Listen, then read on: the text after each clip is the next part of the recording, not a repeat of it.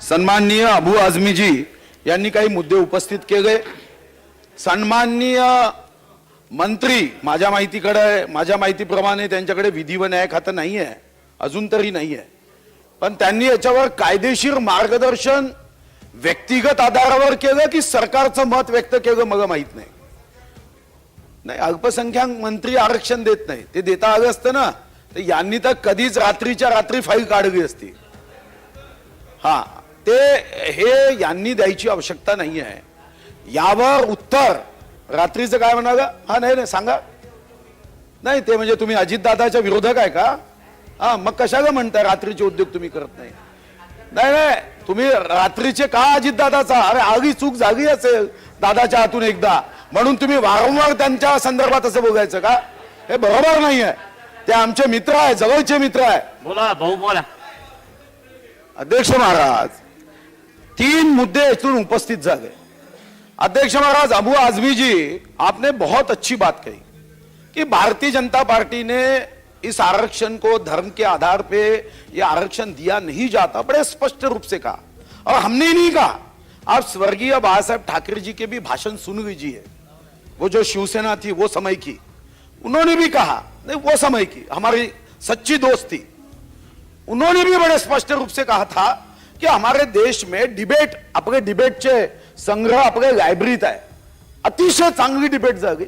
आणि त्या मध्यवर्ती सभागृहाची डिबेट जी तेव्हा घटना समितीने केली ती वाचली पाहिजे। उन्होंने कहा कि हम कोई आरक्षण धर्म के आधार पे नहीं दे सकते। जो अभी नवाब मलिक जी कह रहे हैं कि नवबौद्धों को दिया था, वो एक्सेप्शन भी वो समय का डिबेट आपने पढ़ना चाहिए।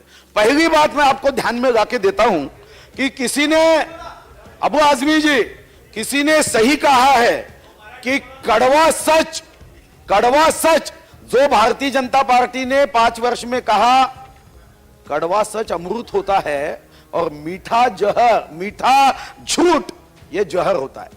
अब ये कांग्रेस राष्ट्रवादी का शपथनामा है, सब मीठा झूठ है। ये जनतंत्र के लिए तो बहुत बड़ा जहर है। माननीय मोदी जी ने क्या किया?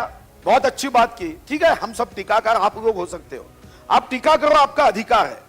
क्योंकि हमारे मराठी में कहावत है, निंदकाचे घर असावे शेजारी, तो आदमी सही दिशा में जाता है। अध्यक्ष महाराज, 10% या देशातला जो गरीब कोणत्या जाती धर्माचा असो त्याला आरक्षण दिलं, कारण 1981 पर्यंत ते आरक्षण होतं, सुप्रीम कोर्टाने नाकारलं, त्याच्यावर केस चालू आहे। पण आप एक प्रश्न क्यों नहीं पूछते नवाब भाई को?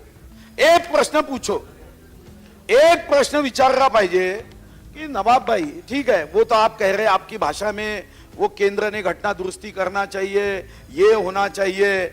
वो अकबर बिरबल की कहानी का जो है ना, वो ठंडे पानी में खड़ा रहा तो वो व्यक्ति बोलता था नहीं वो दूर दिया है इसलिए ये ठंडे पानी में खड़ा रहा। ऐसे कारण बताने वाले अभी भी आधुनिक युग में आपके जैसे जो लोग हैं उनको मैं नमन करता हूं।